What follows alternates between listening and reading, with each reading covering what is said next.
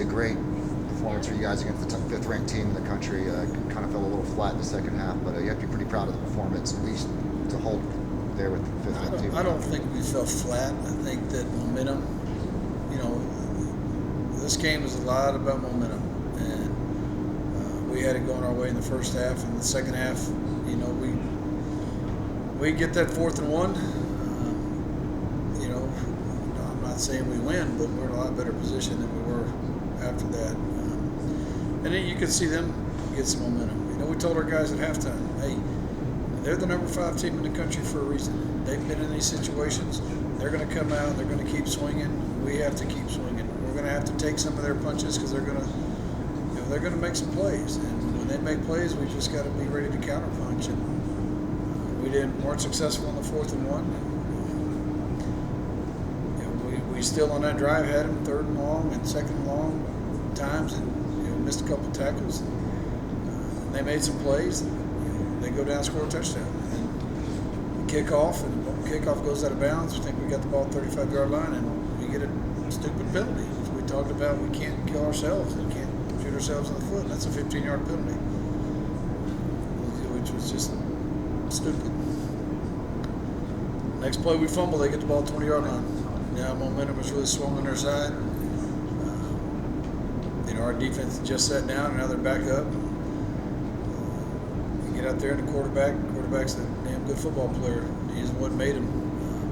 He made a lot of plays with his feet when we had him, tucked in and took away their number 1 deal. And there's one in particular. He's trying to throw a bubble route. We're right there to take it away, and he ducks up in. He still finds a way to get 6 yards. We got everybody there. So they got momentum. They kept going to 14-13, and our offense just couldn't get anything done in the second half. That's a good defense that they played against. So I thought we kept ourselves in a position to win, even when we were down 21-13. Defense came out and held them and gave our offense, 3 or 4 more possessions to go out and try to, tie the game and take it overtime. And we hurt ourselves again. We get a big play to Tyree across the middle. He takes it down for about 40 yards and comes back for a holding call, which I'm not here to criticize officiating, but that was a terrible call in my opinion, because he said our guy snatched him and pulled him straight down and jumped on top of him. And I got 4 clips of that happening to us, earlier in the game, and it's not called. And, but that's the judgment calls what the officials have, so they judge that we held, so that's what it is. We couldn't overcome it. And that's the thing. We have to be able to overcome our own errors, and we were not able to do that. And when you make those type of errors against a team like that, they're going to make you pay. So, bottom line, our kids came out and they played hard. We put ourselves in a position to win. And if you'd have told me that we'd have given up 21 points, I'd have been shocked with how prolific their offense is. Our offense just stalemated the second half to a good defense, and they're a really good defense. Again, like I said the other night, hats off to them and coach and staff. And I think we were ready for adjustments in the second half. I think that we came out ready to go, and we moved down the field. That 4th and 1 got us. You mentioned how prolific their offense was. They're averaging over 50 points a game before they played you guys. You guys came out hot. You get pressures, and then Tobias. How big of a relief having Tobias back out there was it? Tobias is a big spark plug. He's capable of making those type of plays. And as a matter of fact, the last punt, they came out in a situation in a formation that we hadn't even seen with all of them. And our guys kind of freaked out. Our goal was not to try to block them on. Our goal was to give Tobias a chance to go take it to the house. And when they lined up wide, we didn't respond to it well. And guys, the way we've been blocking, if we'd have continued to block it the way we had it planned, if they were tight, I think we would have had a chance. But when they moved out, our guys kind of freaked out a little bit. But going back to Tobias, this guy just loves the game. Love having him around. He brings energy, he brings passion. He's not a guy on that field that wants to win more than him. So. are some specific things that you guys are working on moving forward? Well, we got to protect the football. That's the number one thing, and we got to control our aggression. When I say that, I want them to keep playing hard and keep. We say, be aggressive, to a point. So we got to be able to control that and not make those stupid 15-yard penalties. And then again, we can't hurt ourselves. So we'll work on the things that the penalties. We had 3 holding calls. We had 4 penalties all night, but they're all at crucial times that put us in bad situations. And like I said, we're driving down at the end of the first half. And we get to a point where we're like, okay, now let's go. And we get a holding penalty all of a sudden, 2nd and 20, and we're up 13-0. We get the ball to start the second half.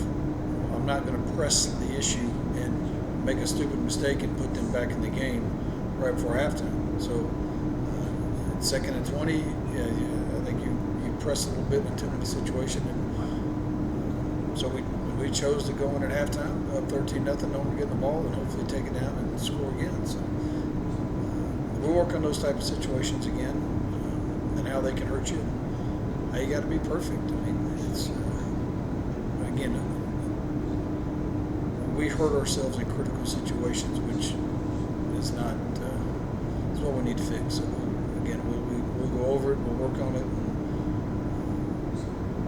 I thought we were physical. I think that when the momentum got on their side, they were able to play the game they wanted to play, which is to grind it out. They were putting 7 offensive linemen in there at a time, and some of the we weren't keying the 7th offensive lineman that lined up as a tight end. When the down blocks, we weren't triggering our safeties like we should have. Our inside and outside backers in certain defense we're in weren't triggering down. So we're working on those formations. So we'll probably see them again, and plays that hurt us, throwing them in the mix, even though that Western Oregon doesn't really do those type of things. We want to be prepared for it. So, and we had seen that formation, but not with 7 offensive linemen. And when they started doing that, it got us. And again, that's the game they want to play. They controlled the clock in the second half once they got ahead and let their defense go try to win it. They did. So I think to start the game, we lost our starting safety before the game to a knee injury. This freak accident, jumps up and falls, or plants, and his knee's out. Jordan Johnson catches the screen pass, and he goes down the sideline, gets hit, hits his knee, and he tweaked it a little bit, I believe, and he wasn't available the rest of the night. And then, we're already playing without Chris Thomas for a medical procedure he had, and then we lost J.T. Cavender. So now we've got the guy we just moved over there, Cole Oster, playing, and Terrence Clark comes in, and they did a good job, but communication was off, and that hurt us in that third quarter a little bit. Those are the little things that with depth-wise and practice and going into certain packages, JT's the guy that makes all the calls, and now we don't have him out there, so we got another guy doing that. So there was some confusion, a little bit of confusion out there. So, and that's on us as coaches. We got to get that fixed, and the time we have to work with them, try to add more scenarios and get it in there. So. You mentioned Western Oregon, obviously going out there, a long road trip, changing time zones. Is there anything you do differently when you're playing at 3 o'clock, you've been playing at later evenings? Yeah. Is there any kind of different things for preparation you do? Well, we're getting out there. We've got dinner scheduled at their time at 6 o'clock, which is 8 o'clock our time. We want them in bed by 8 o'clock their time, which is 10 o'clock our time. So I don't know if they'll be in bed because we got to get up pretty early. So we'll get them up at 7 o'clock in the morning, but it's all relative to how we plan it. And we just got to get, it's a 3 o'clock kickoff. That's how we're kind of working on it. They should be all right. I don't think it'll be that big of a deal. But yeah, the stuff you got to think about, when we eat, time frame of how we do things. We always want to do them pretty similar and not change up anything. But that was the biggest thing is okay, if we go eat dinner at 6 and their time, it's 8 o'clock our time. Do we need to get them a snack later? Do we need to, those type of issues are the biggest issues is meals. So, Well, what have you seen on Western Oregon? How do you like the matchup? they've gotten better every week. I mean, I don't think their the record's indicative of how good they're playing. They're 1-3 right now, but they played Mines. This is their first home game, so they've been 4 on the road. They played Mines. They played Portland State, which is an FCS school, and played them tough. Then won this past weekend. They went down to travel to Kingsville, and Kingsville, I think, beat them 24-14 or 17, something to that effect. So I've seen improvement from their quarterback. He's a solid player. He's not a runner like the kid that we just saw. I think they're good on the offensive line. I don't think their skill positions are good. I don't think they're as good as the team we played, but they can hurt you. Their offensive scheme is very similar to what we've been playing against. When at tight end, they got a receiver who's 6'6". That's going to present challenges for our little shrimpy DBs out there. So offensively, they do a lot of good things.